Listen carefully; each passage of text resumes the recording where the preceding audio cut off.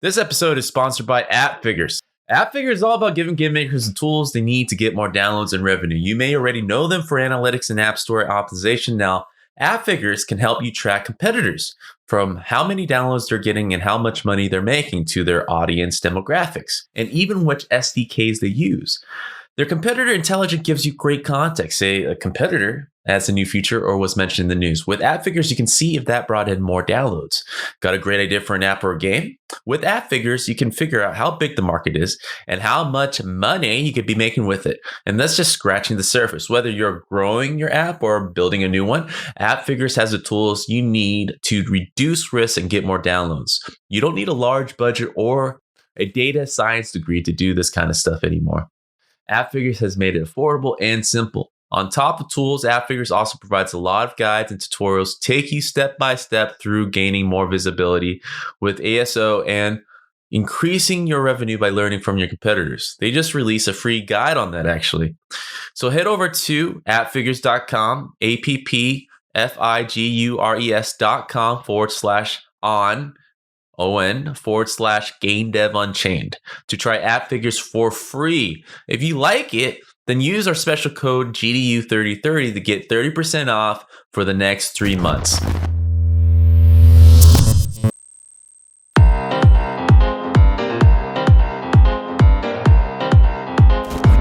What's up, everybody? Welcome to another episode of Game Dev Unchained, the #1 game development podcast about game development and the lifestyle thereof. I am your host, Brandon Pham, back at it again with the new episode of this year and kicking it off right with the one and only Ray Graham. How you doing, Ray? Hey, what's up, man? How you doing? I'm doing good. It's been a while. It's been a minute. Yeah.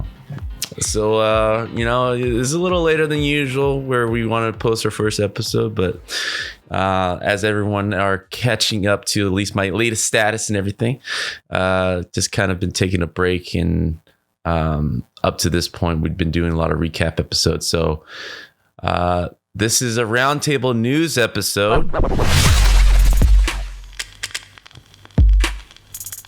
And for those who are new to listeners or followers of old, you know what this is about, where we, as game developers, look at the news and how it affects us.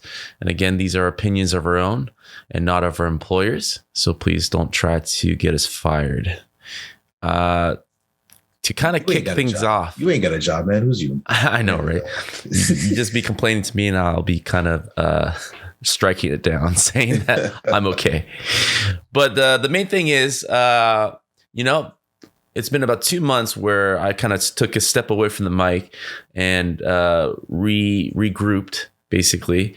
And since then, dude, this has been the craziest period of studio acquisitions that I have ever seen. Let's start it off with Activision, man. $68 billion purchase.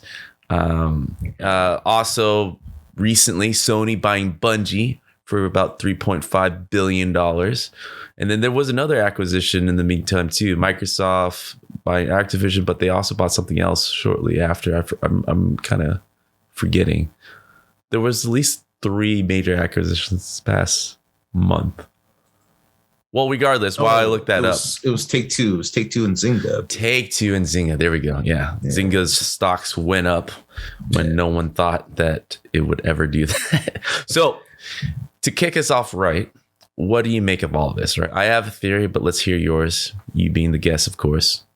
I was just talking about this the other day, and I think it's really just the consolidation, right? It's just like the continuing of the trend of smaller companies getting eaten by the bigger fish, right? And then another bigger fish comes along and eats the bigger fish, right? Because games are getting more expensive to make. You need more talent. You need more IP. You need to you want to make a platform where you can control all that stuff. So you just gotta amass the war chest of IP. At least that's my opinion. Well, I mean, Microsoft is definitely batting a lot harder. I mean, this past year, they acquired a lot of studios. what was it, the Oblivion, right? And then they took care of the Ninja Studio.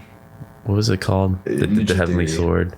Ninja Theory. Yeah. So they've been on a slow grind, basically acquiring as much as they can on this warpath. And, you know, we talked about this a few times last year where Game Pass is kind of like their future. They're slowly taking a step away from the console hardware business, right? So it makes a lot of sense that to make a streaming platform, you need IP and a lot of it to make a monthly service worth it, right? And Sony, I don't know if this was out of left field. I'm surprised that Bungie having that long relationship with Microsoft and literally being next door to Microsoft, right, with the Halo franchise, that Sony was the one to soup them up. I mean, was this a big surprise to you? No. Well, it wasn't a surprise that it wasn't Microsoft, right? Because remember, they were owned by Microsoft, and then they paid Microsoft to go away and get their independence, right? Like they did that for a reason, right? And then they went into a publishing deal with Activision that expired in 2019, I think I heard. And so now it's like, okay, and last year they made their intentions known. They wanted to grow and have multiple IPs that they're working on and grow the studio. They're built a brand new office. I think it might be finished already, or it's still in progress. So they expanded their office space like immensely, right? So they wanted to hire up and have multiple projects going. So, you know, all of this costs money, man. You know, and in these uncertain times, having somebody who can back you up financially is like super beneficial for them. You know what I mean? Yeah, I mean, it's definitely for Bungie. I think it made a lot of sense, and maybe where a lot of these studios are for sale for probably the same reason, right? It is getting. I mean, we're past the point of a console generation transition, right? We're a year out, and those are always tough because there's a lot of mystery there for any studio to kind of get up to speed and see what the business is about. It's cold out here in the streets. You know what I mean? No, seriously, it's like what you're competing against. The games are just getting bigger and more impressive. Mm-hmm. It just takes more energy, more effort to make games at the scale that these folks want to be making these games at. And it's just getting more costly and it's more risky. And so having a little bit better backing makes it less risky. You know what I mean? I think the Activision case is not exactly that, right? Because Activision has money and been making those games, but I think their recent scandals and the price drop made them an attractive target for Microsoft to kind of scoop them up to alleviate them of some of their woes. You know what I mean? But in terms of Bungie, it's definitely like it's just that added security, and I you know, it's an arms race of AAA games out here, right? And so folks need to be able to get that backing so that they can get better marketing, so that they can reach more people, and then in turn make more money, right? Yeah, I mean, for Bungie, like I said, you know, Destiny wasn't that big of a hit. I mean, it did okay, but it definitely died down pretty fast. But and they kind of got out of the Activision thing the same way they left Microsoft. And since then, we haven't heard too much about Bungie. They obviously are probably working on new IPs, keeping the Destiny alive as much as possible. Mm-hmm. But during the pandemic, you know, no one really talked about Destiny. It wasn't in the newsreel as much as probably what they have hoped. I think if anything, it maintained hardcore followers, right?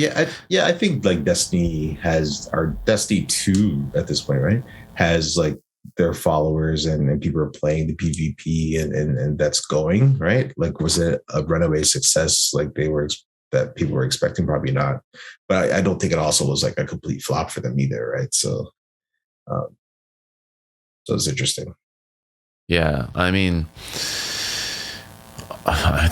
Still though, like I'm very surprised. I'm very surprised at these prices, right?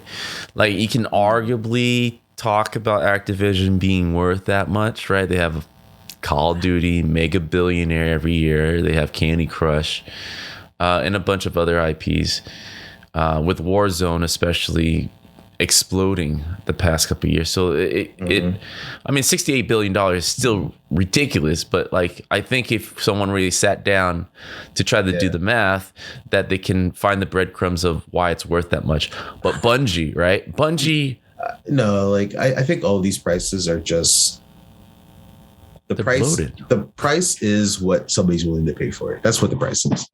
Right. And if you're going and buying Activision Blizzard for $68 billion and then PlayStation comes knocking on Bungie's door, Bungie's not going to be like, oh, we'll take a couple $100 million. Right. Like, I mean, like, I think 3.6 in the relative scale makes sense in that case. You know what I mean? Right. Does it though? But man, like in that relative scale that we're talking about, right? 3.6 billion is what? Like my math is telling me 20 times. Let's just call it 20 times less than the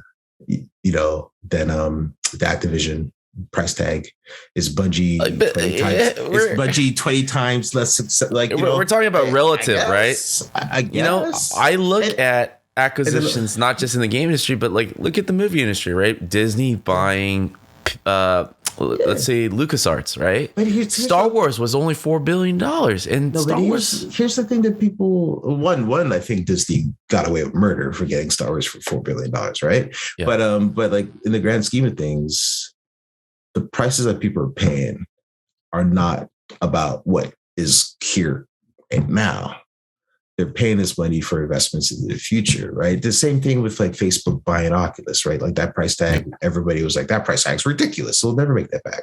And they probably still haven't made that money back, right? But it's a bet on what future they can do with it, right? Not just the now, right? And like I said, like when it comes to this stuff, the price is whoever's willing, whatever you're willing to pay, right? That's the price. That's what it's worth, right? It's really hard to put a. Well, I really undervalued Bungie at this point. That's because right now, you know, it's not like they have Halo, right? They already sold Halo franchise. They only have Destiny. I mean, but Destiny isn't that mega of a hit. Well, 3.6 billion, man. 3.6. Somebody said this, and I thought it was interesting. Like PlayStation has like single player experiences on lock, right? Yeah. They have a lot of games in their camp that are really good and have that on lock, but there isn't much in terms of really good multiplayer experience or even games as a service in their camp, right? So now if you like, hey, we could ready buy a developer who has experience in this realm, and this could propel us into this area and potentially money, the money that also brings in for them, right? So then like maybe 3.6 billion isn't that crazy, you know, if you think about it like that, right? Their new IP better be bomb, man, and it better not be Destiny 3. That's what all I gotta say. I mean, the only thing that Destiny had going for it is that it was able to fight off Anthem, but I don't even give him credit for that because Anthem kind of just shot itself in its foot. Anthem just kind of try to bite their style though too, but no, like when they made their announcement that they're expanding and wanted more IP, it's something like four different games they're thinking about working on, right? So I'm pretty sure they have those same kind of ambitions, right?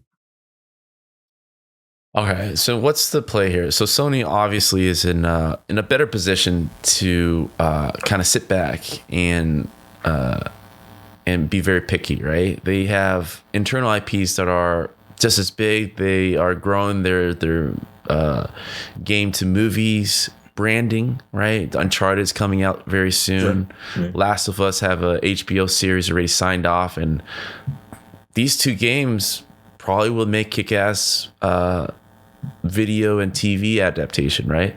Yeah. So no doubt about that. And it's definitely a bridge for all their other IPs to kind of make that jump, either through animation or whatever, right? I am surprised by this Bungie acquisition, but we're the public, so we're obviously didn't see what the next 5-10 years that Bungie has up its sleeve. So obviously whatever they had justified 3.6 billion somehow, right? He's like somehow. Okay. But so like I'm trying to see what's left for Sony to scoop up. I mean, like it's getting to the point where Take-Two and EA at some point can be sold to these two major studios. I mean, what else is left as a third party? Ubisoft. Okay. Well, Ubisoft. People said Ubisoft is a harder one because it's still their IP is pretty vast. Yeah. No, it's not that, but they're mostly owned by the brothers, right? The Guillemot brothers, right? So like convincing them to sell, you have to like convince those dudes, like pretty much, right? And it's like a family business that they started, and the chances of them do that is probably pretty low, maybe potentially, or I think everybody has a price, but we'll see, right? Well, Ubisoft is kind of going through, at some point, one of the focus for this year has been, and we'll save it for another roundtable because it's a whole thing itself, where the Great Resignation, right? It's Lord, a thing. Man. I don't want to talk about it because it's a whole thing, but I would like to comment because it is pertaining to Ubisoft. Ubisoft is, at least what I've heard, is going through one of their toughest exodus right now. People are leaving in they've been losing people for the last 5 years in mobs. In the past year. Yeah. And it's gotten worse, right? But it's gotten way worse. But they've definitely been losing people for like a long time now, and of course all the allegations and everything has made it worse. And then also, like, quite frankly, like Sledgehammer opening office in Toronto has not helped Ubisoft Toronto at all. Yeah. Right. So I mean, like, there's been some movements that have caused it to accelerate for sure. Yeah. Yeah. Well, what I'm trying to insinuate is that, Activision is going through a similar thing. A lot of people are leaving, a lot of allegations, a lot of lawsuits piling up, and they see it as something that wouldn't be resolved in the next couple of years, and that basically Microsoft gave them a lifeline, right? It was coming at a perfect time at a great price. Mm-hmm. So I can see Ubisoft going through a similar thing because what they're going through is very similar. And in some cases, probably a little worse because you Canadians are pretty bad. And then, so they might be leading up to at least talks, I think, at this stage, right? A lot of interest. And like you never know what's happening behind closed doors, but like it would make sense for somebody to be like, hey guys, let's take this off your hands, right? Yeah. Because the IP, like Ubisoft has like some good IP, right? And I think like with Microsoft, like Game Pass is just it's all you can eat video games, right? And so it's just insatiable black hole of content, and like you just need more content coming in there, and if it's not content that you control, I don't think it's sustainable to be paying all these people to get onto Game Pass. You know what I mean? Yeah. So it just makes more sense to have internal content. I think it's the same thing like kind of with like Netflix, right? Netflix started making their own movies because they're just like, at this point, we just can't keep paying all these people for their content. We have to make our own, right? So that, that's kind of how I see it. I'm sure Microsoft's looking for more content, and I think it's so insatiable that there's always going to be an opportunity for some bigger, like mid-size or large publisher to get snatched up by them because they also have a ton of money just sitting around as well. Right?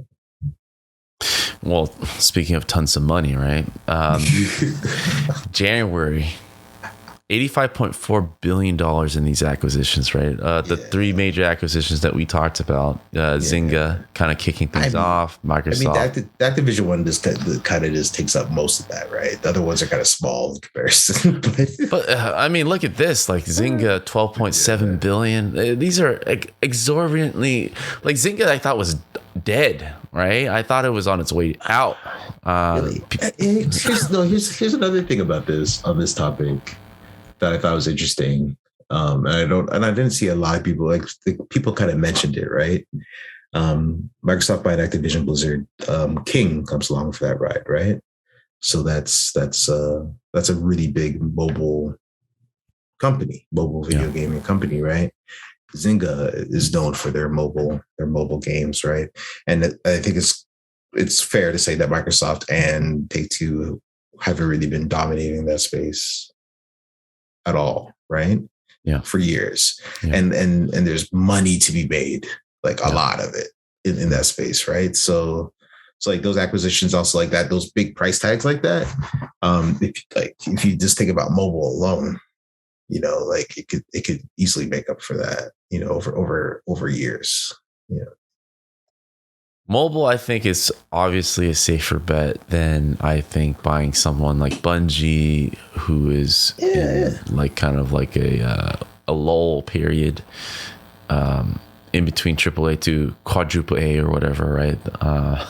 There's a lot of things they have to figure out. So, but I guess, I mean, Zynga is a branded name. They have valuable IPs where they were stuck in the trenches for a little while, but dug themselves out of it, right? Like I was one to discount them, and they were, as a business, was able to kind of thrive through all that horribleness and still remain relevant. So there's definitely something to kind of marvel and kind of pay attention to for anybody that's wanting to study like these type of companies turning shit around.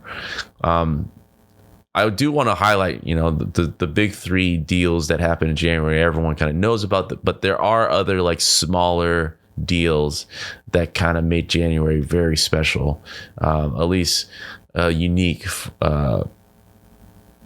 situation that hasn't happened for a while, right? A lot of these studios I don't know about, maybe you do. Stillfront acquiring mobile publisher 6 ways for $201 million. I'm just going to read these off. Team 17 spent $100 million on indie publisher The Label and the Hell Let Loose IP, and further $86 million on developer Astrogon. I'm at a point where we just need to create our own IPs, 17. Bro. Huh? Yeah, I know Team 17 for sure. Okay. But like I think that's the other thing, people, I think a lot of folks are seeing all this stuff and they're like, yeah, man, let me just make an IP that somebody wants and then like let me just sell that. You know what I mean? And it is. I mean, what is it right now? What is your take right now that's causing this wave of acquisition? Like what's the deal right now where everyone's just snatching everybody up? I don't know, economy, cheap money. So like, are these companies in trouble more so than it was before the pandemic? Is that why this period is special, or? I don't know. I don't know if it's special or it's just a confluence of like a lot of coincidences happening all in the one month. But I mean, there's probably some element to all of those things playing a part, right? Like, economy, very cheap money, interest rates might go up. So maybe it's time to start, investing some of that money in other things and other ventures right now than just having it sit doing nothing. Mm-hmm. This is also around the end of fiscal years for some folks, like fiscal year ends in February, March timeframe for some folks. So like, let's get some acquisitions in before that. Mm-hmm. Like there's all sorts of reasoning around that probably. I ain't no businessman, so I can't really tell you exactly, but so it's all money driven. I have an overarching theory, right? So I mean, it's not a coincidence that the past couple of months the metaverse kind of is the hot topic, right? And to make the metaverse successful, a lot of it needs successful IPs to power it. Otherwise, who's going to visit your metaverse with no branding, right? So everyone, to me, feels like is just prepping for this Ready Player One, Internet 2.0. There seems to be a common driving force. Like even Sony, right? I feel like Sony reluctantly bought Bungie, only to keep it out of Microsoft's hands, right? Somebody else said this. All right, so it's a good theory. Okay. No, I think it's just a little bit too much tinfoil hat conspiracy theory. Sure. Oh, this means this, that means this kind of thing. And it's all connected, man. And I think most of it is, I think really, okay, we say metaverse and all that, and I'm just like, yeah, whatever. I think what it is, and I think it's clear, and it's been clear for a while, and Microsoft has been kind of at the forefront of it, right? It's about the software. It's about IP. It's about having a platform, right? And having a stable of different things that you can offer people of various tastes, right? And so Sony is like, we're pretty good. Like, we don't need to be snatching up everybody. And then they're like, but wait, we don't really do multiplayer very well. Okay, let's snatch up somebody for a good price that does multiplayer, you know. And they're like, okay, yeah, the Bungie thing seems like a good price. I don't think they're doing that strictly. Haha, Microsoft, you can't have Bungie. Bungie wasn't going to get bought by Microsoft.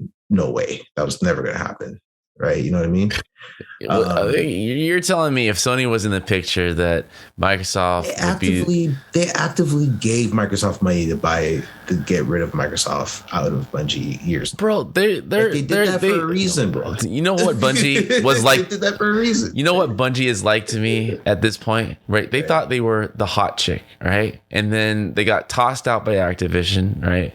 I mean, they got first the breakup happened with Microsoft, all right, and they went on and did this thing, and then it didn't work out with the Activision again. I think these two major publishers, right, kind of cutting ties with them, mutually at least. Yeah. It's not like Bungie forcibly got out of their Microsoft contract. No.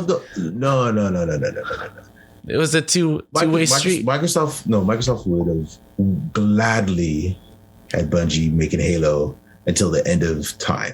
Yeah, sure. And Bungie's like, no. I want to do other things. We want to do other things. So Microsoft's like, I don't know about that, right? Because this is where the money's at. Like, well, they have the hot chick syndrome, right? That's what I'm saying. You're supporting my theory. That's actually wanting to make different experiences. Sure. And they made Destiny, and it was hot for a second, but it wasn't as hot as Halo, right? And they're living in their shadows, and they're sitting there with Activision. You know, that original deal was a 3-game deal, right? It was a 10-year thing. Got cut off in like 5 to 6 years. What it really showed me was like they just don't want to be owned and controlled by anybody. And so that's a spoiled rat. Thinking that he's awesome. Yeah. No. And then you see it obviously with the Sony deal where they're like, and of course, like this could all change, of course, right? But like their promise, Sony's like, we won't interfere. Yeah. Independently operated, you still do your thing. We just publish your stuff, right? Like, no, actually, not even that. Like, they still retain the rights to publish your stuff too, right? Sony's just like, we'll just back you, right? You know what I mean? So, like it's clear they don't want to be owned by anybody. They want independence, but independence comes at a price. You know what I mean? And with Sony backing you, independence is a lot better. You know what I mean? Right. And so it's clear from the deal and from the terms of the deal that like they just don't want to be owned by nobody, and they don't want anybody controlling their IP, telling them what to do. Right. They learned that from Microsoft. Microsoft took the Halo, not took it, but like bought it. Right. Right. Yeah. Right. But like they learned from that. They're like, no, we don't want to do that again. Right. Like that's how at least I interpret all of the different moves that are going on there. Now Sony owns Destiny. No, they don't, because Bungie still retains all of their IP, and they have complete control. Wait, how does this work? They bought the studio. I mean, they didn't you buy. don't know the term. You don't know the terms of. They didn't buy an empty. They didn't buy a campus. I mean, they bought Hold on. Bungie because of their IP. That's what it was. 3.6 billion. Of course, they're going to get a cut of things out of this, right? But literally, Bungie retains control of the IP. Sure, if you go to In-N-Out like franchise owner, right? That person will probably say, yeah, I own this In-N-Out. In-N-Out has nothing to do with the branding, and they get a 10%. That's ownership, man. Like no, In-N-Out owns you. You're a franchise owner. Bungie, this all can change, right? But like after the deal closes, Bungie will be an independent subsidiary, right? Sure. It will remain a multi-platform studio, so they're going to still make multi-platform games with the option to self-publish and reach players wherever they choose to play. Yeah. Right? Yeah. Air so quotes. like of course this could all change like down the line. Next thing you know, Sony suits are the same way a 10-year deal became a 5-year deal with Activision, right? Things change. Yeah, but I'm just telling you what the terms are today, and it's definitely way more in line with what Bungie wants than say the deal that they had with Microsoft or with Activision previously. Yeah, Sony's betting on them. I mean, it'd be great if they make like another Halo branded mega hit, right? Sony will be happy with that. But for sure, they have a line there where when you don't make a Halo clone of some sort, right, we will come over and take over, and we're going to use whatever resources you have to do what we think is best, right? They have one more chance, in my opinion, to kind of shape things up and do what they can as a studio and prove themselves again. I mean, it's a sensitive time. Like, it's so hard, right, to be a studio that had a mega hit, tried to do it with Destiny, didn't quite get there. There's only so much self-validation you can go through before you just look at the clock. All right, these owners are old as shit now, right? And they're like, "Hey, I'm gonna retire." None of those dudes struggling for money, right? Let's just be no, real, right? but but they're right now, their whole goal with that studio has been fulfilled, right? They sold to Sony for $3.6 billion. What ambitions left are there to try to recreate a Halo? You know, you could have just been like, from the money that, I don't know how many of them are still around from when they initially got bought by Microsoft, right? But from that though, you could have just bounced, or from the Activision deal, you could have just bounced, right? And no, I don't think it's they didn't bounce because they still had that grit, man. They still had that. I need to prove to the world that ego. The ego can take them very far, right? Sure, but, right. No, and look at this. Clearly, it worked. It worked to a certain degree because they sold it for $3.6 billion. But I think it's for scraps. I think it's more clear that they want the company Bungie to become like a big multimedia entertainment thing, right? They want it to, and with Sony support, right, their IPs can get more reach, like you say, with the film stuff, like film, TV adaptation, animation, a true multimedia company. You know what I mean? And not just making some video games. All right. I'll wait in the sidelines and see. Right, Bungie at a point where I've never been a Halo supporter, but I at least recognize that it is a successful IP for its own reason, right? So there's respect to that. I think Destiny started as something interesting, right? And maybe part of the reasoning of why it failed was because the Activision tampering too much of their business model, and it just turned a lot of people off, maybe, or the game just wasn't that interesting, really. Right? And honestly, we're sitting here and talking about how Destiny kind of flopped. The first one flopped. The second one did better. Did okay. Yeah. But kind of did okay. And we're comparing it to Halo, right? Which is like, I think any game, godsend. Yeah, like any game that would that would end up being as big as Halo. Like nobody could predict that or know that that's what it's going to be, right? And so now forever, you have a bunch of yahoos on like some sort of YouTube podcast thing talking about how, oh, your other game that made millions of dollars, right, is not as successful as this other like one that's like in the top 2% of video games ever made, right? I think like it's really hard to make that comparison. You know what I mean? Hard for you. I'll make the comparison. I think Bungie is washed up, right? Oh, and I think whatever they put out from this point forward, you're straight tripping. You're straight tripping there. Yeah. I don't think they're gonna recreate that magic. They're gonna take a while. I think this past 2 years they had the opportunity to kind of take Destiny to wherever they wanted, but the ship has sailed. I think they're saying Destiny 2. What's Destiny 2? Is making an estimated $200 million in revenue last year. Yeah, let's say, or overall. Let's say last year. I don't know. I really doubt that's last year, bro. Dude, look at our circles, right? I'm looking at my kid. I'm talking to you. I'm talking to my friends that play games. Yo, dude, the Destiny franchise. Oh, hold on. The Destiny franchise is the most popular series of gaming today since 2014, pulling in more than 167 million players who have played more than 8.6 billion hours, right? The first 2 years, maybe. Right. Like, those numbers are front loaded, right? There's no way that their concurrent players are pretty good right now. Also, those numbers are way less than some of the biggest games out there. Right. And so because it's not as big as Fortnite and Warzone, the games we talk about all the damn time, it's like it must be a flop and a failure. But like those are some big ass numbers, yo.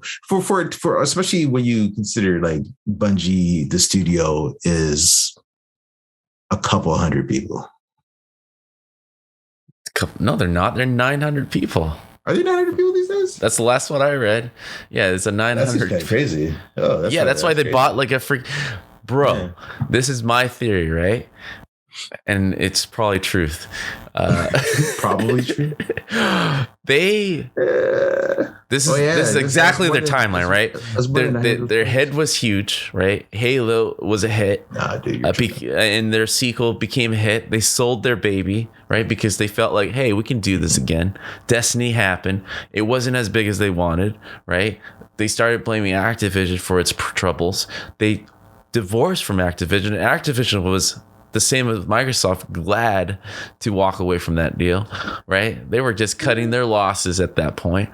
And for the last 2-3 years of them handling Destiny their own way, very little impact, right? It's like, oh, maybe we don't know everything that we need to know in this changing landscape of video games. I'm glad you're never going to apply for a job with Bungie, yo, because you're talking crazy right now. You're talking straight. So they're at a point where, their for sale sign was for everybody, and Sony picked them up, right?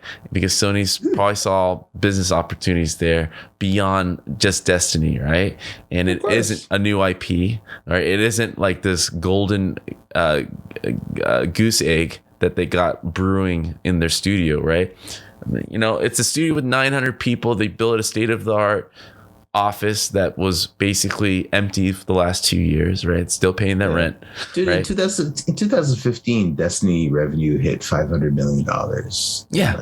And Activision took like 75% of that, right? So, I mean, if we're talking about since Activision, that number is not the same, man. Like, y'all out here tripping, like straight up. Bro. Who was the last person you talked to that was just saying, "Hey, I just played a round of Destiny 2," right? Dude, that's what I'm trying to tell you, right? Who using that as your empirical proof. It's a great measure. It's a great measuring it's not stick, actually though, right? Bro. Because if you ask me, I have an 11-year-old that never heard of Destiny. I have a 30-year-old friend that used to play Destiny but don't play anymore. Right? If you ask me, Fortnite, Warzone, Destiny, have you played any of those in the last 6 months, Dan? I played Fortnite.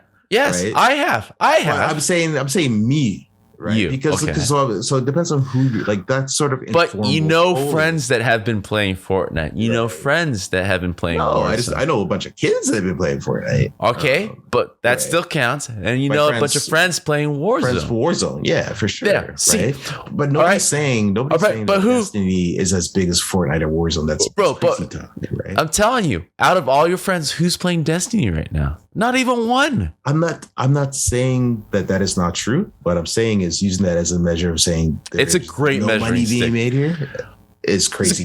Well, money used to be made. I'm just saying it's considerably less now, and that's why they sold out to Sony, man. A lot of these acquisitions, man.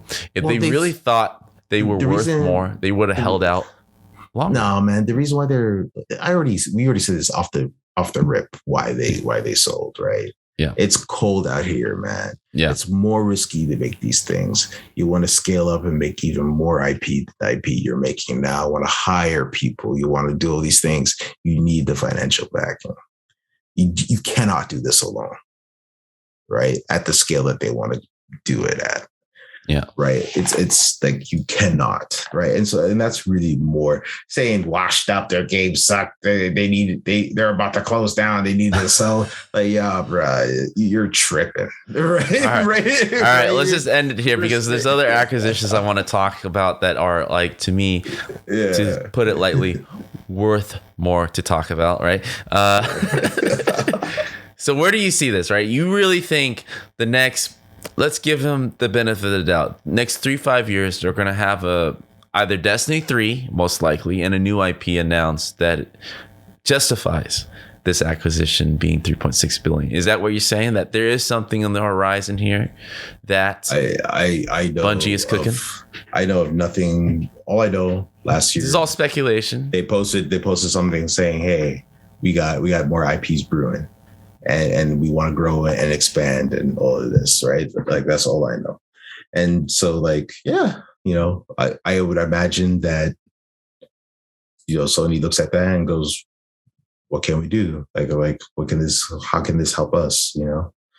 I think their next multiplayer. That's where Sony's kind of weak right now. Right? So. Well, they're gonna get a little weaker because I think their next installment or whatever it is gonna be even harder to recapture. Just forget Halo flame, the Destiny flame, right? I think they're gonna I just don't think they're relevant anymore. It's always hard. It's hard to do that. It's hard to make Halo. It's hard to make Destiny. But I'm not even comparing to Halo. Like, I don't think they're gonna be able to match Destiny's popularity with their next IP. I mean, saying that about any game and any game developer. I'm saying it about Bungie because they sold for 3.6. No. Saying that about any game developer, you have a non-zero chance of being correct always, right? Because this shit is hard, bro. Right? Like, you know what I mean? Like, it's easy to make that prediction. Yeah, I know. This is me and you sitting in our living room knowing that it's hard, but somehow Sony, knowing that it's hard, still, gave out $3.6 billion, right? So I literally had the same discussion like with somebody months ago.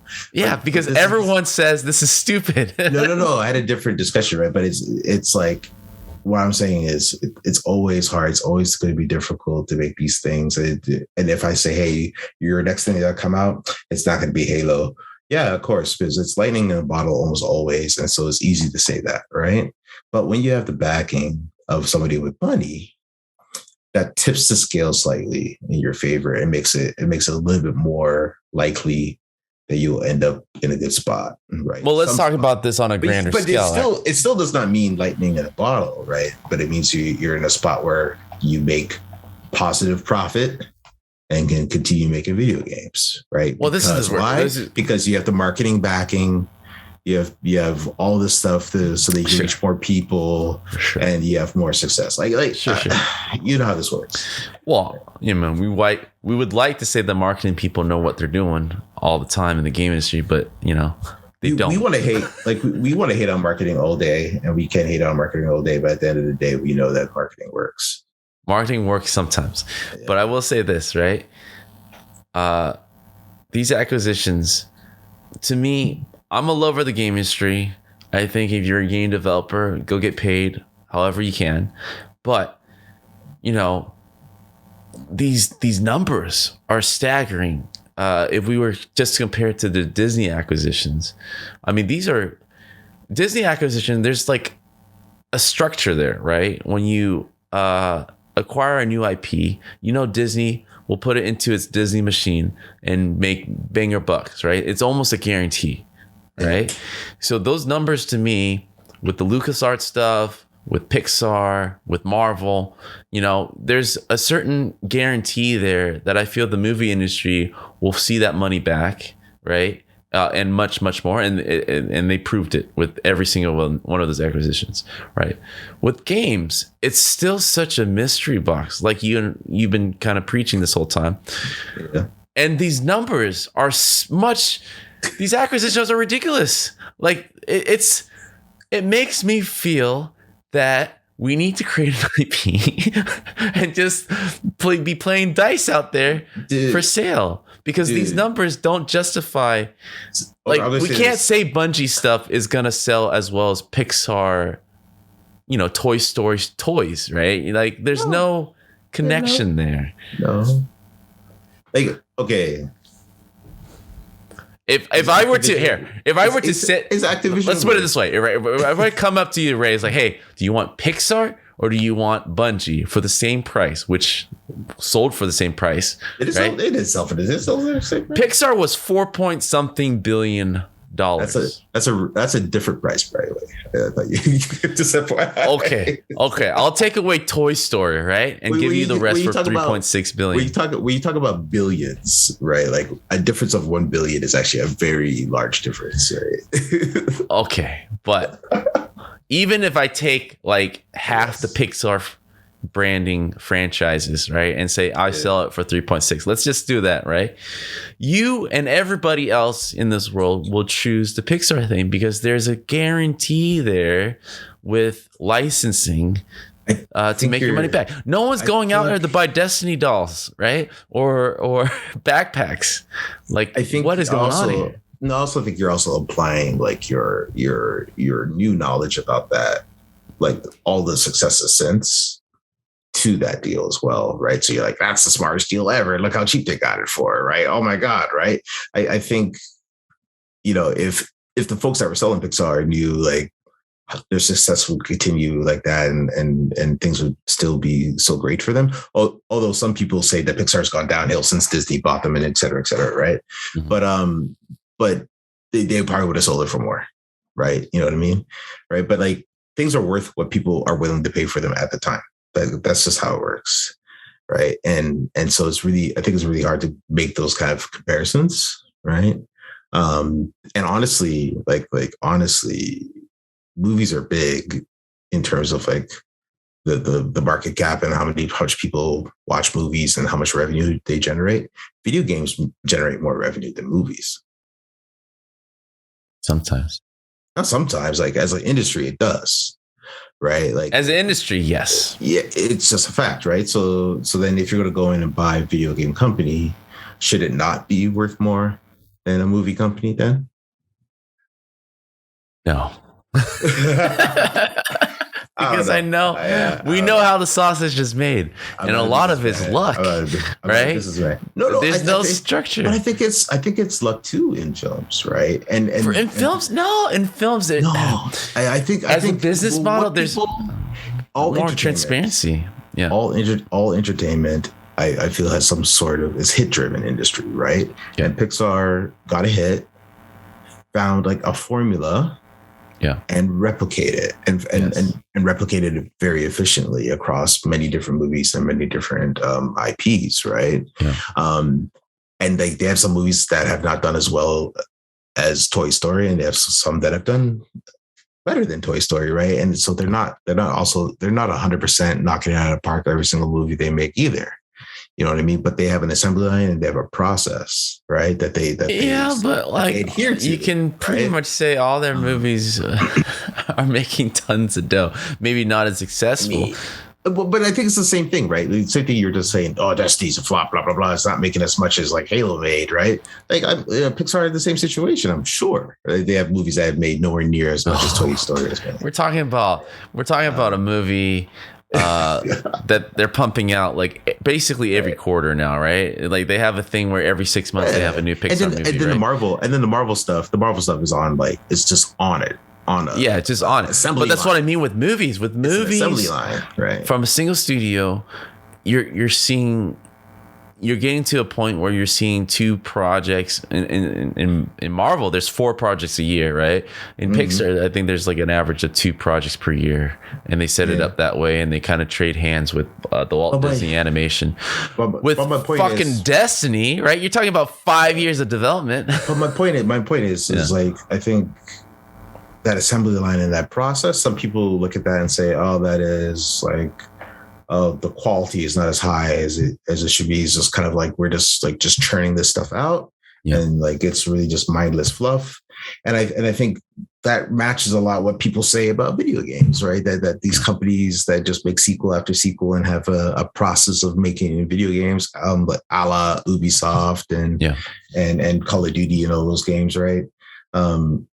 People say the same thing about them, right? But they found a process for making something, repeating it year on year. That all right. So we're at least agreeing on that. Yeah. Like the successful studios like Activision, Ubisoft have proven that they have mastered a process that works. And that's worth money. Yeah. As long as they're IPs. Bungie. I don't think they're at that level. Right. And that's why the price was lower. Right. Like, I just gotta, I'm a skeptic. I mean, I just gotta see. Like I understand these other acquisitions, even Zynga, I kind of give them. I would understand props. if people were tripping if Bungie got bought for like $60 billion or something crazy. And everybody's like, $60 billion is the same as Activision? That makes no sense. Right. But like it's relatively scaled down, I think, appropriately for what we're talking about here. You know what I mean? I think Bungie definitely got the better end of that deal, is all I'm gonna say to conclude. I mean, it's worth what people are willing to pay for it, bro. All right. I guess Sony have to have some type of write-off. So let's just count that off as one. I mean, you know, we can talk about Activision a bit, but I mean, you know, aside from the acquisition, aside from what's going on over there, I mean, we didn't even talk about Blizzard as part of that deal, right? I mean, that alone, was worth more than half. The Activision Blizzard stuff. Like, I think it was that, even though that number is ridiculous. Yeah, it's ridiculous. Most folks were like, I can't be mad at that number, right? Because they're like Call of Duty, StarCraft, Diablo. Sure. What else we got? I can't even like Overwatch. They're like King. The King by itself, like, it's just like, you know what I mean? Like, it's just money printing machine. I keep forgetting what else Activision makes now. Besides Blizzard stuff. Right, it's like, it's COD. Used to be Tony Hawk. Used to have Guitar Hero. Well, it's still Tony Hawk. They just made a new Tony Hawk the other day. Remastered, but I mean, it's not. All the Guitar Hero stuff is done now, pretty much. The Toys for Bob. I know that died so quickly. The Skylander stuff. But this is IP that, you know, you can revive and do things with. Right. And then they also own a bunch of back catalog stuff. People are talking about like a bunch of old games that we used to play back in the day on PC. They have a lot of good old Activision games. I think don't they have a lot of the Interplay games from back in the day or something? I can't even remember. Probably. But like, you know, like they have a lot. There's a lot of IP there, right? Sure. So it just makes sense. You know what I mean? Yeah, I think it's more interesting to talk about who's next, right? Is it Ubisoft? Is it EA? I'm surprised no one's buying Epic yet. I'm saying that. I'm saying that right now. Even you guys. Well, maybe we can't talk about it, but Unity bought freaking Weta, right? Yeah, that's crazy. Yeah, that was out of left field. It's like you guys completely skipped games and just went into virtual production, I guess, full force. I mean, You can't comment on it, but at least that was, I think, one of the biggest deal. That was, to me, in a sense, made sense. Yeah, but I mean, even when that deal happened, a lot of people were just looking at the price tag, going, "What?" You know what I mean? Right? That was a ridiculous price tag too. What was that? I gotta look that up. It was in. Yeah. It was like over $5 billion, right? It had B's on it. Yeah, it was crazy. But yeah. Right, let me find this out for the listeners out there, just so. 1.6. Yeah, 1.6 billion. Yeah. Oh man, for a visual effects house. Yeah. Well, you say visual effects house is like one of the best visual effects houses in the world, but yeah, sure. but still, yeah. Yeah, I mean, it's, and this happened in November, right? This is at least announced in November. I mean, the last 3 months have been insane with acquisition. It's like I've never seen anything like it, and just to count the last 5-10 years, I haven't seen back to back like this. I think it's all the same thing, man. It's cold out here, man. You try to sell stuff to people. You need to expand and grow to give them the features they need, and you just need somebody there to back you. You could do it yourself. It'll be a slower grind, or you could get an infusion and partner with somebody and get the right. I'm going to pull out my C-suite talk and be like, you get the right synergies, and then you can propel your growth even more, right? And everybody benefits, right? And we just been seeing it slowly, all this consolidation in the video game engine space. Epic and Unity just gobbling up different their own IPs too. Different, not IPs, but different technologies to kind of make a bigger experience. Yeah. Like Quixel getting bought by Epic and all that. And well, you guys bought your own human character creator too, right? Yeah, that happened. That was just recently too. Yeah. It's very interesting. It's exciting. I mean, overall, as a consumer and a game developer, like I'm actually looking forward to what these deals will enable these studios to do. Right? I've been hating for 30 minutes on Bungie. I'm excited. There's 900 mouths to feed there, right? So now it gives them a foundation to not worry about, Destiny's not that great.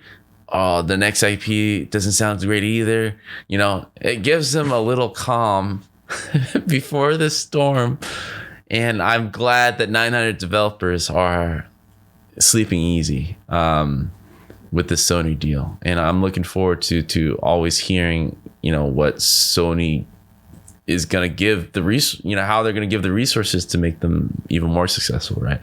Yeah.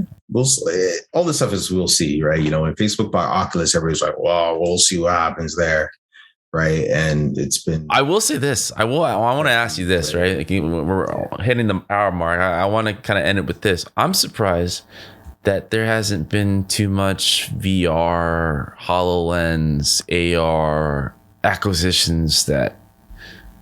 I thought for sure that the pandemic will accelerate any VR, AR technology movement, but completely dead, right? Well, I mean, magically, I think got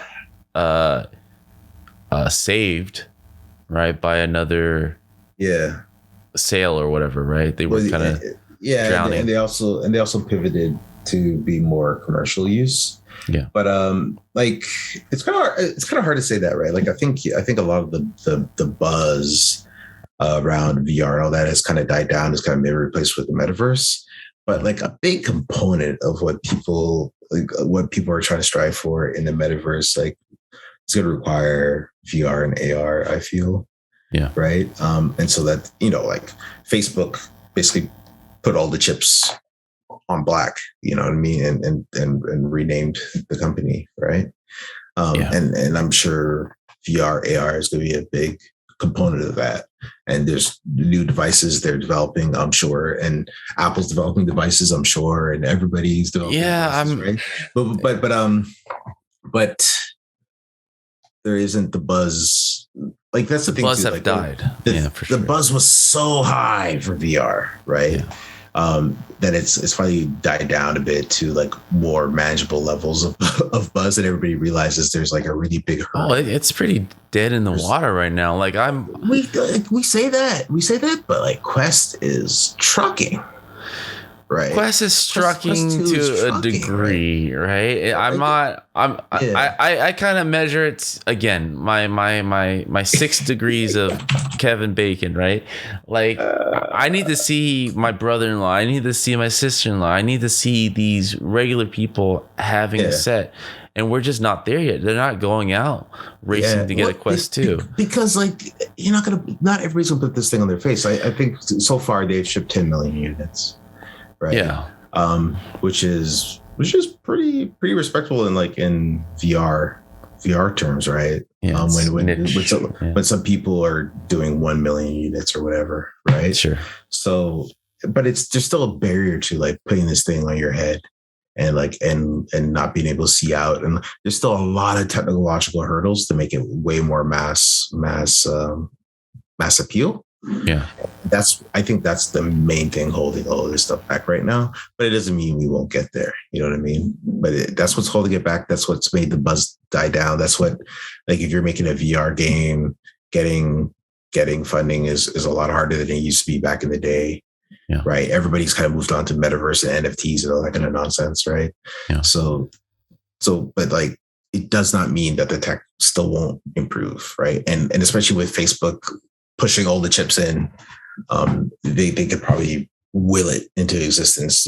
I mean, that's the only thing that, to be honest, I feel is keeping that sector afloat, right? Facebook is seeing it as their future Facebook 2.0, right? My only concern is that just seeing what Facebook is working on, right? The Horizon and all these silly, I was like, man, these guys, I know we have friends that work there, right? I know we have good game developers there. It's like, this is the best they can come up with. They know this is shit, right? I just feel like these our friends are chilling over there, right? They know this is stupid, right? Right? It's non-appealing. And you know what it reminds me of? When you watch a stupid movie or TV show, right?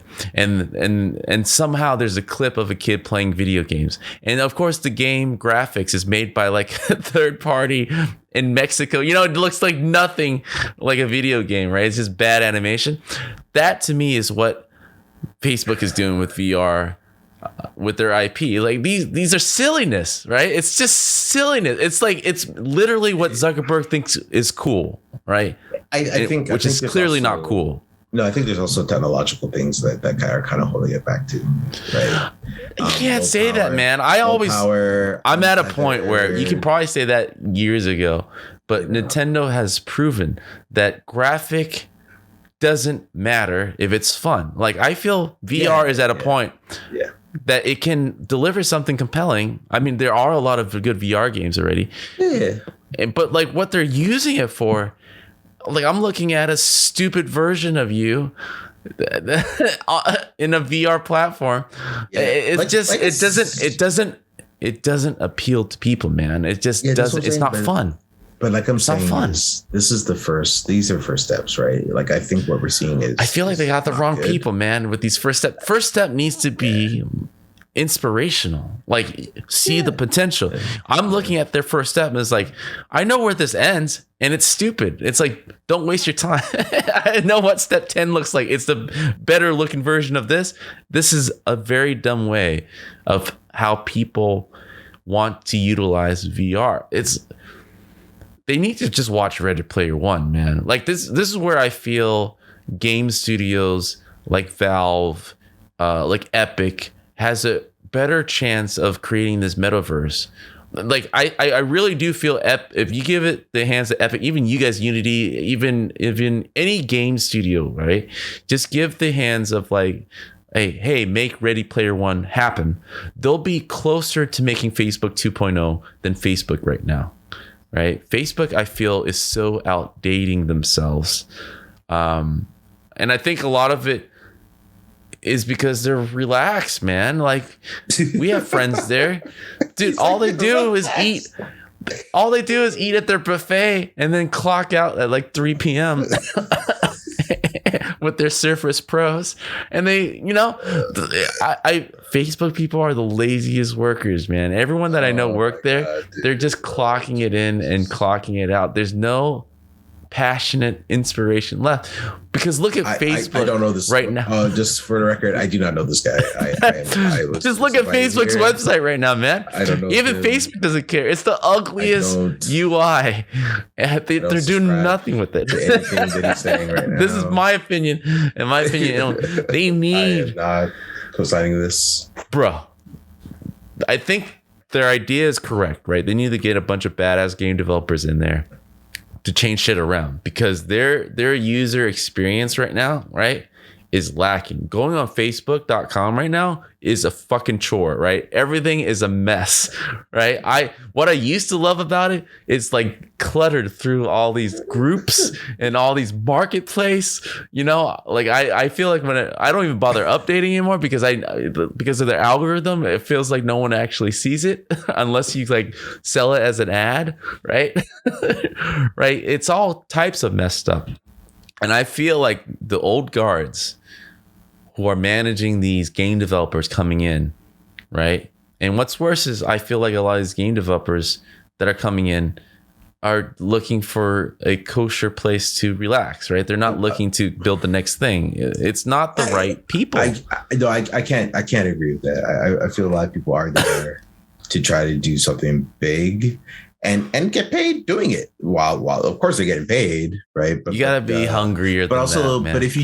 but even if you do end up pulling something off, you're gonna get paid even more, right? So they're incentivized to pull something off. Well, the problem is they need these millennials. I'm hate, the really young millennials. I think one of the main problems is like to rethink how it works. When you get to that kind of size and scale, it's hard to innovate. Really hard to move, right? And that's the problem, I feel. But also, like, we're talking about this. Literally, Facebook announced their earnings like today. They're selling ads. Sure. No. I'm going to give you. All right, raw numbers. Do it. They did bad, right? They missed some targets, and so their stock dropped a lot in aftermarket. Yeah. I'm going to just tell you one stat line, and that will be enough for you to freak out. I feel. Do it. Meta's VR division lost $3.3 billion. All right. So that is basically could have bought Bungie with that. They could have bought Bungie with that. Yeah, they lost the amount of money that somebody spent on Bungie. This is for research. Research and development? On $877 million of revenue. For selling VR sets, right? Basically. Well, it's the entire VR business. This is what I'm saying, man. Right. I love our friends, right? I love our friends, but they're just eating too much, right? I don't think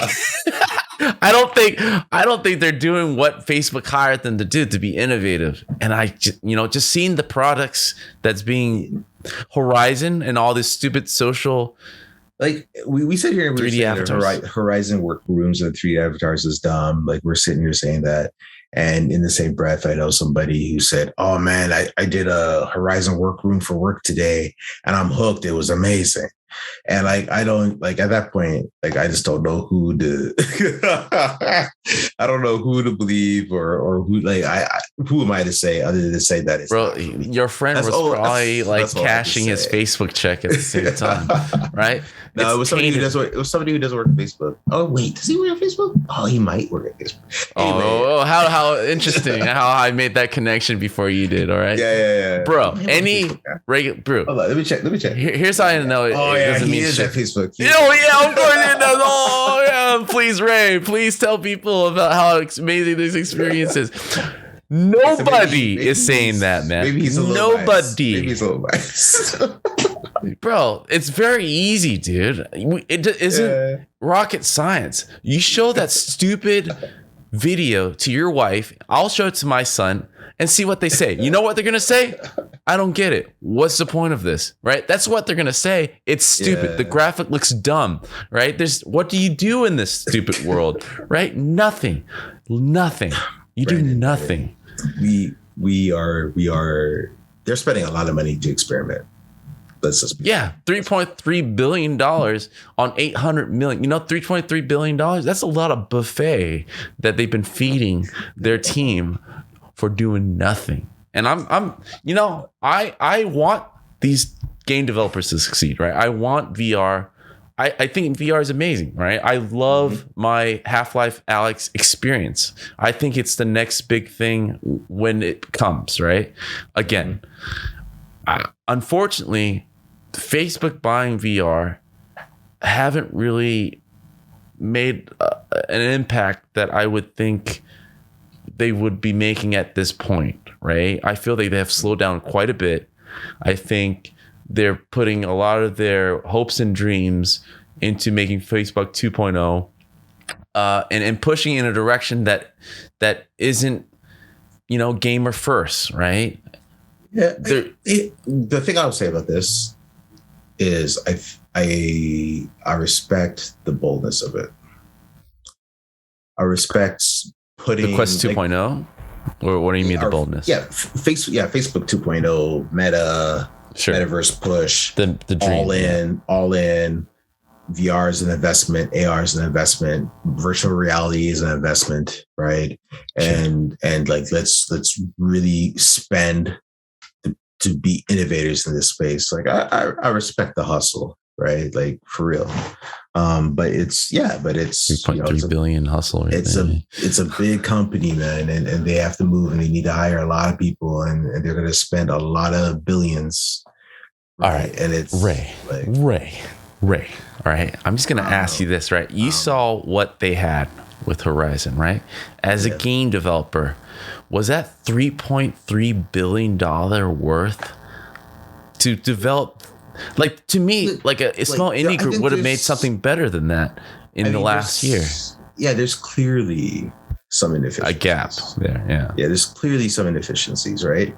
Because like it's the buffets, man. No, for example, to do the same thing that they're trying to do, they could have just bought some other. There's a company that did, I can't remember their name, but they did the conference. They did the conference software for Afrotech. Okay. Right, and it was a virtual conference, but it was like in a virtual world, right? Yeah. And so they had these virtual, and you could speak with avatars. They had virtual booths, they had avatars, they had a whole thing, right? And this company, that's what their business is running these virtual conferences, and you can script it up and customize it, bring in your own assets, all that kind of stuff. Like Facebook could have probably saved a lot of money and just bought those guys. And then they could have bought those guys, but I think integrated. Well, here's the problem, right? I think their main problem is that they're treating this as a business first, as an enterprise first product, right? And VR, its roots is in games. And to be honest, what made Facebook great the first time around was they nailed the user experience, right? And to me, that the UI UX experience is a game experience, right?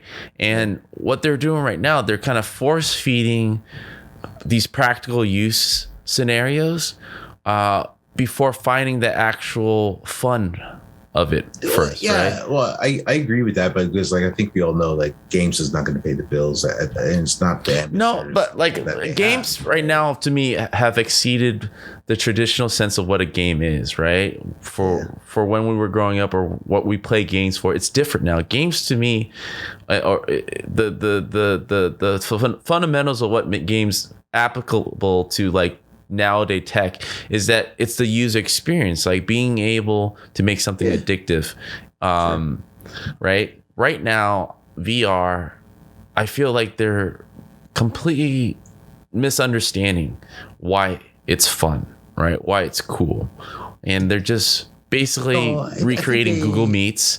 They're in the direction of making Google Docs, right? They're like this is like the priority. I think they know. It's like what makes VR gaming fun is the immersion, right? Yeah. And so what if you could be immersed in other things and form human connections in other things, right? Because like if you get that right, if you get that right, it's more than just like it can make. Well, this is what I'm saying. Like any game, if you get that right, you know what I mean. Like so them looking at, and then who's going to also pay for this kind of stuff, right? Sure. Yeah. Like in its current form, the people that would pay for headsets and things like that at scale are not average people on the street. It's corporations. No. It's corporations. Yeah. Right. And so business to business, right? So perfect your recreation of Google Docs and Google Meets. You could sell it to companies for a lot of money.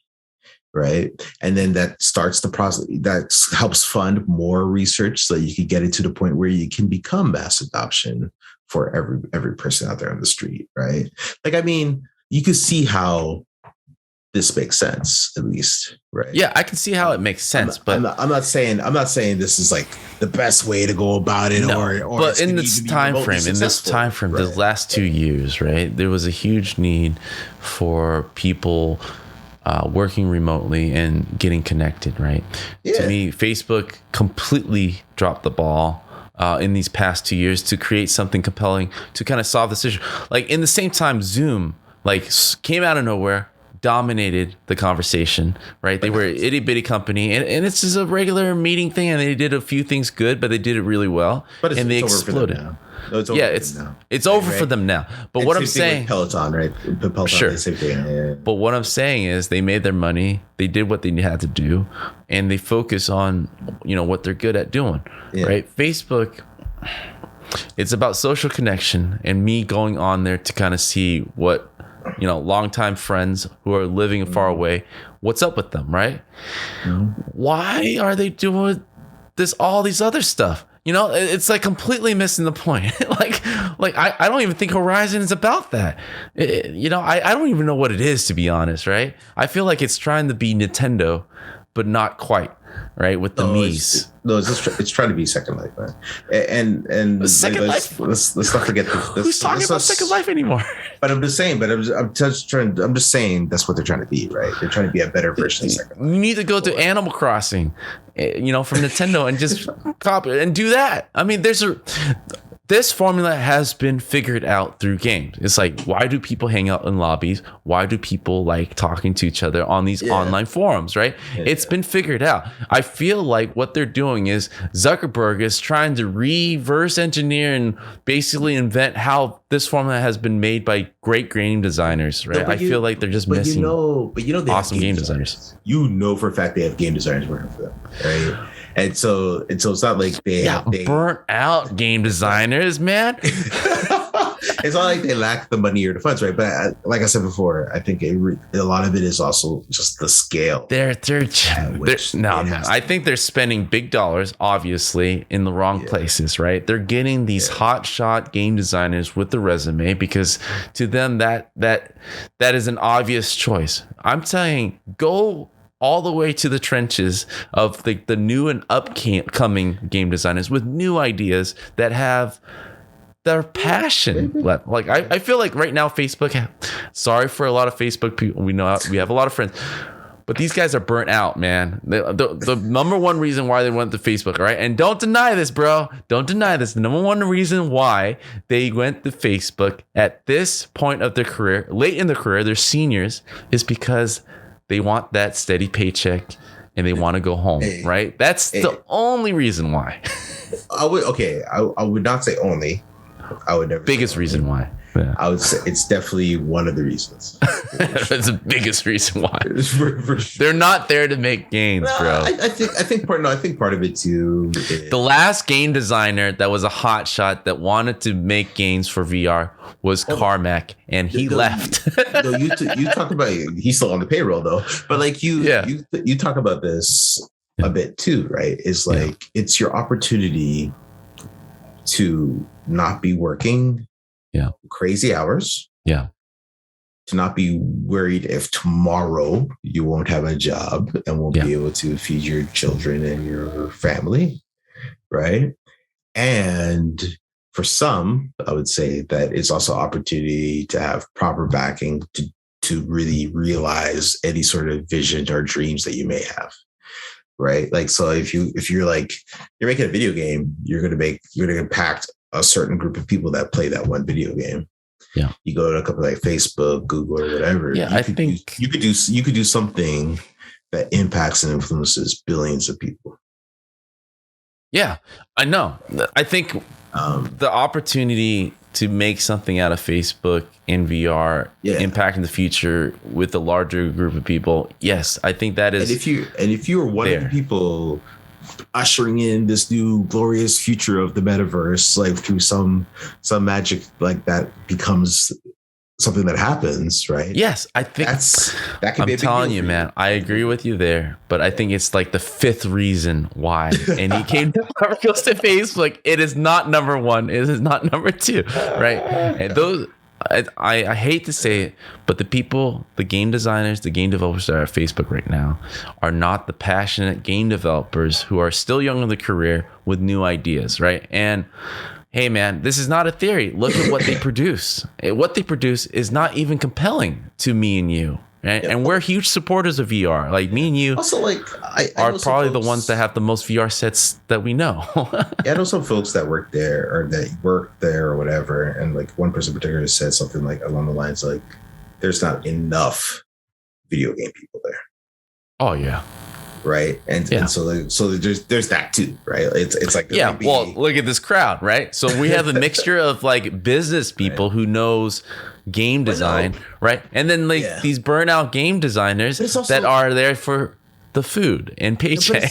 But it's also just impossible at the scale, right? That they're at the higher. It's not impossible. I think they're just bro, $3.3 billion.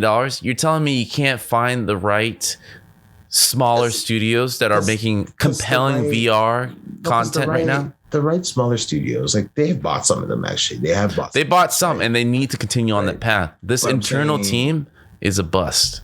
But I'm saying there's others are just like, well, there's a lot of reasons, right? Like, this whole like you want to hire me and you are subverting democracy and all that, like there's all the baggage that comes with that.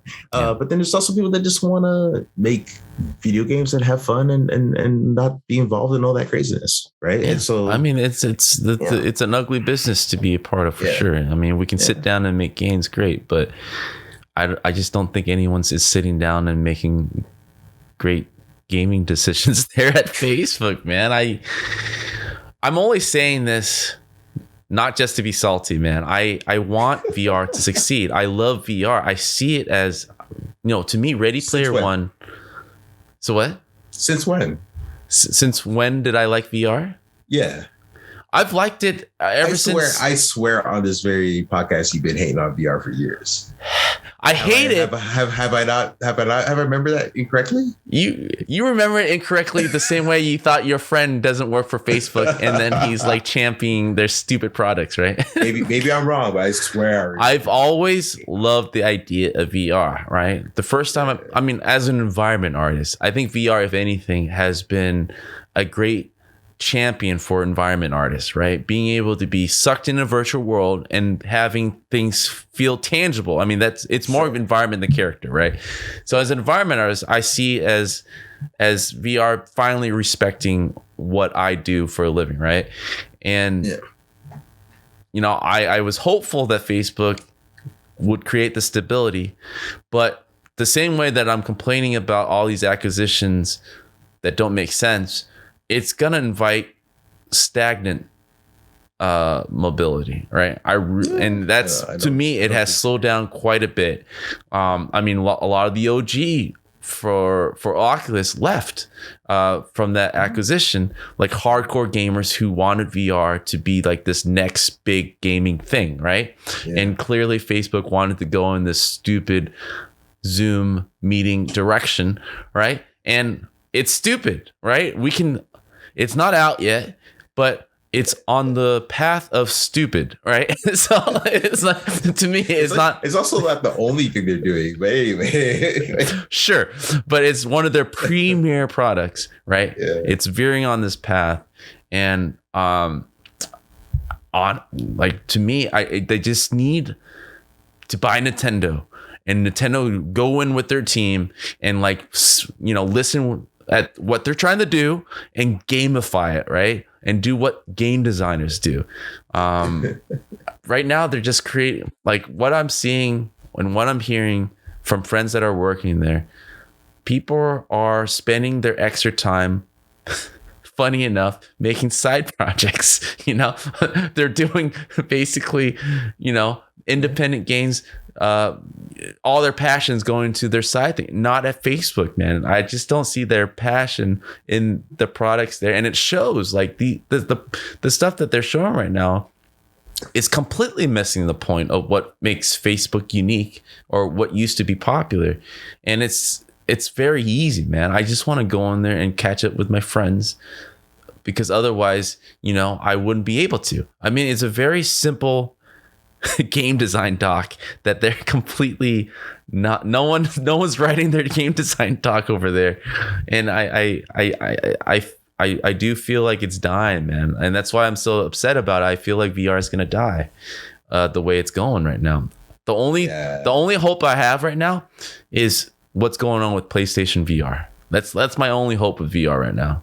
Like, I think PlayStation is investing a good amount of resources. They're going to make some kick-ass games along with that. They're going to drive VR games forward, right? They're my only hope, man. I think if you're holding out for VR games, bro, like, good luck. But that's what I mean. PlayStation's the only one left. No, like a Steam VR maybe? games. VR games is not where money's at this thing. I know, but it's sad. Like, I'm very sad about it, because if their games are not there, the hardware will disappear. Like, this is your theory. No, the hardware is just going to become lighter weight, smaller. Yeah, you know what they call that?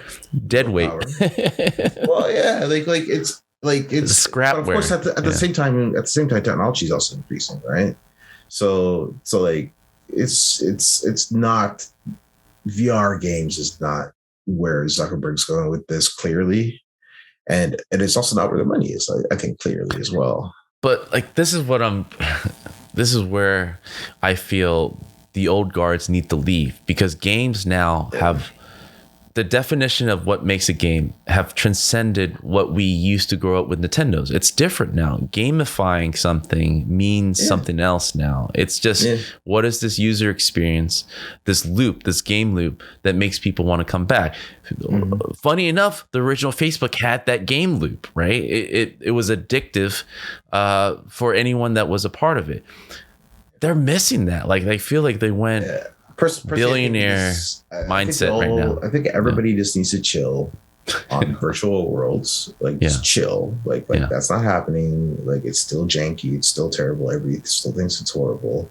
We need to chill on that, and we really need to double down on AR.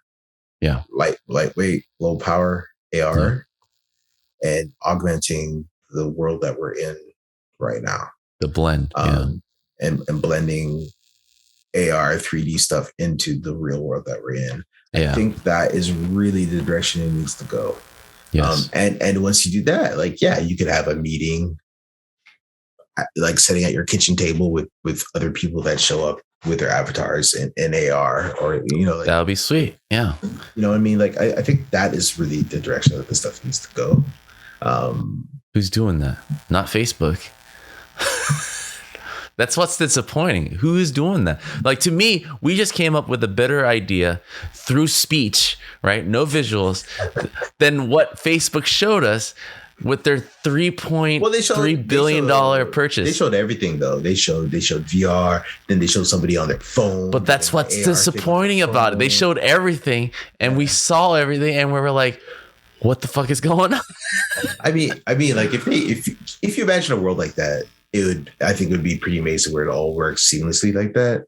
But it's just the technical hurdles and the time horizon on that is just too long and too much for us to even fathom right now. Yeah. And I'm more just focused on, like, let's just focus on what is actually attainable in a very short time frame. Yeah, I agree. To me, they were missing a step. Like, and we can end it with this, right? Snapchat to me is something that they're doing something really cool with AR stuff, right? And I feel like Facebook should have gone in that direction, where in between they had these AR type of features that extended their kind of like web page, functionalities, right? It would have been awesome to be able to, like you said, sit at a kitchen table and, see your friend through your phone in AR somehow as part of your environment. Like, unfortunately, I feel like they're using their whole VR division for the stupid Nintendo Wii. I'm sure they have 1,000 parody going on, right? Like I don't think. Okay, but we saw their best three. I don't think Horizon. You don't think they showed their best three to us in this last year? They saved all the good ones. No, I think they're also doing a lot of research into like what's the future. Like I think everybody knows that this stuff is not very good, right? And so it's like, okay, let's research how the hell do we make it better, right? Oh my god, like I feel like seriously, they're acting like my students in a school relearning how game works. Human computer interaction in 3D is very hard. Yeah. Right. And so like, should this thing be in 3D at all? Should it be 2D in the 3D world? Like, what is the interaction mechanism? Like, I think like a lot of this stuff is completely unanswered questions for good reason, because they're hard. Right. And yeah, but I think if you give me a month, we'll come up with something better. These are legit hard problems, right? And so they are hard problems. I'm sure somebody. But I'm telling you, man. I'm telling you, if it was John Carmack with a PowerPoint presentation of what we just discussed, it would have been so much more compelling to what they showed, and it wouldn't have cost $3.3 billion. Is what I'm saying, right? They showed was not worth 3.3 billion bucks, right? Yeah. It made me feel bad shitting on Bungie for the last half hour, right? It's like $3.3 billion, and that's what I got for this past year. At least Bungie gave me 2 Destinies, right? In the 5-year span. I think there's a lot that you have not seen, is what I'm saying. Oh my god. All right. I mean, what's under a pile of shit? I mean, like what more can you? Yeah. If you expect any more, then you're a fool. Why am I always the more optimistic? Like, because you're just more hopeful than I am. I think I agree that like $3 billion is a lot of money to be spending in a year, right? That was a year expense. That was a quarter, dude. A quarter expense? Yeah, bro. In a quarter. Like, I'm all for game developers getting their money, but at this point, it's extortion, right? It's like, what are you guys doing over there? Like, what are you doing? That was the quarter. But that's ridiculous. That's ridiculous. Yeah, but then when you like, Facebook has like 30 or 40,000 employees, you're like, oh, okay, that kind of makes sense. Okay, but like if you were to look at that one sector, like VR sector, like I'm pretty sure there's stakeholders are not happy about that. Well, the stock price dropped a lot, but I think the part of it too is like there's this culture of like growth, right? You gotta grow, and you gotta spend, right? And I think there's some folks that are hopeful that VR, AR, metaverse, like when whoever solves this problem or is at the forefront of this problem stands to make a lot of money. Oh, right? Yeah, sure. So, there's that big carrot at the end of the stick. Yeah. So $3 billion in a quarter, if you think you're going to be making hundreds of billions down the line. Oh my God. See, that's the same logic as someone buying a $1 lottery ticket and saying, I could be winning, $250 million. Dude, this is what fuels all of this stuff though, right? Like, there's some companies that have solid fundamentals and have revenue and don't spend all their revenue and then they make a profit. There's a lot of companies like that, and they're solid companies that you should invest in and respect and all that. And then there's another set of companies that are just burning through money, right? With the hope that is future growth.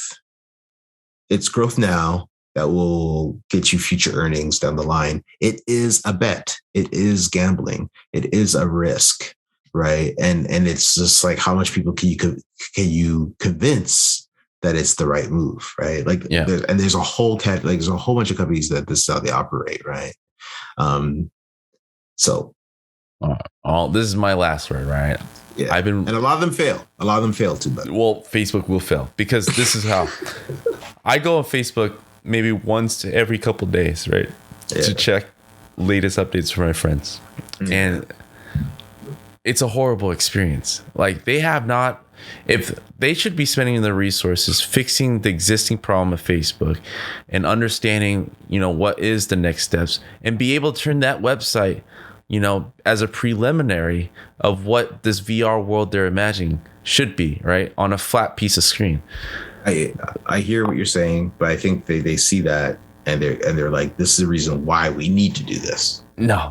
There's this grasping at straws, because to me this is the same problem why Facebook went downhill, because they fattened up all their employees with nice salaries, right, and a nice lunch, right? There's no motivation of that team as a culture to innovate, right? And now they're doing the same thing as game developers, bringing in these game developers and integrating them in this culture of fattening up their wallets and stomachs. You sound like right? You want some of that barbecue. That's what you sound like. I wouldn't mind stopping by for buffet any day, guys. And you want some of that barbecue. I'm just saying the same formula being utilized in this VR department, and there is no way of them turning around. Like, you want it. Like, you wake up in the morning and you're like, damn, I gotta make my own coffee. Bro, there's a reason why John Carmack, right, saw what was going on and bounced, right? He was like, this is not how you make anything fun. This is not fun. Like, why would I care about John this stuff? That's why he left, man. Rich. No, he's just too rich. Right. He saw the signs. He saw it basically was a meeting of Zuckerberg getting overexcited over his like poster of what 2022 looks like for VR, right? And John Carmack took one glance at it and he just walked out. He's like, "You guys, I'm done. I guess it's time for me to retire." Like, that's really what it was. Yeah, no comment. I do not know this guy. I'm not a Anyways, Facebook, call me anytime if you want that innovation. I got ideas, man. But I hope. I'm just here trying to live. Well, I mean, we've done more than an hour. You started with acquisitions, but then it was basically me ranting about why it doesn't make sense. But as always, you're just ranting, making yourself unemployable at a bunch of different things. So that's all. Hey, man, that's why I created the podcast, so I can just rant without remorse. That's my whole theme. Yeah. As always, this time I actually put your Twitter handle for those watching the video, but for those listening, can you repeat how people can hit you up to challenge you on things that you said? Yeah, Twitter is the place to do that. Okay. WADARASS. That's what's up. All right. Thanks, guys. As always, once a month, we do these Roundtable News episodes. If you guys have suggestions, hit me up. If you have anything to say on what I said, on what Ray said, you can always jump in our Discord channel or, again, tweet at us. We would love to kind of hear. Tag Brandon and tell him how much of it. Yeah, I can go all day, man. To all my Facebook friends, it's all love. Right? It's all love. Yeah, the hate is to motivate, right? It's to motivate you guys to do better. All right, I'm out. Thanks, guys. See you guys next week.